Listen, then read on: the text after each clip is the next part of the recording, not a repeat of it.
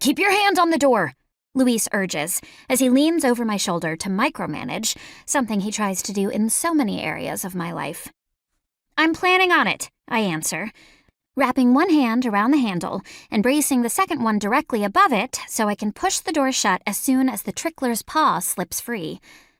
I pull what I'm hoping is just hard enough, and the second the paw slips back through the opening, I throw all my weight behind the door and slam it shut again as hard as I can. By some miracle, I actually managed not to create a new disaster. A chorus of outraged yowls arises from the enclosure, but nothing escapes. I'm safe. At least, until the next time.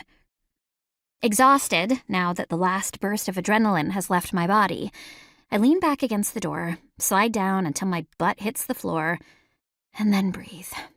Just breathe. Luis sinks down next to me, nodding to the first aid kit he's dropped a few feet away.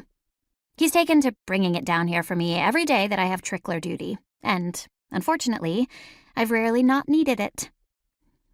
We might want to get started patching you up. The bell's going to ring in a few minutes. I groan.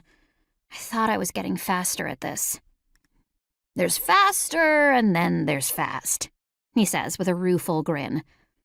You really don't have to make sure every single one of the little monsters' bowls is filled with perfectly cold ice water. Room temp will suffice. It's September, in Texas. Cold water is a necessity. And what thanks do you get for your concern? His black hair flops over his left eye as he looks at the shredded sleeve of my t-shirt and the deep scratches below. It's my turn to roll my eyes as I reach for the first aid kit. The headmaster stays off my back. I'm sure your mother would understand you giving them room temperature water if it means saving yourself copious amounts of blood loss. She is the one who insists on boarding these damn things, after all. He eyes the large Band-Aid I've extracted from the kit as we've been talking. Want to help with that? Maybe, I answer grudgingly. Just do the one on my back, okay? And I think the whole point of trickler duty is that it's a punishment, so I am not sure my mother has my feelings at the top of her list. He snorts in acknowledgement of this truth as he drags the collar of my red uniform shirt down just enough so that he can slap the bandage on my scratched and still bleeding shoulder. But it's not like you got yourself sent to this school for some nefarious deed or big bad behavior like the rest of us. And yet, here I am. The joys of being a Calder.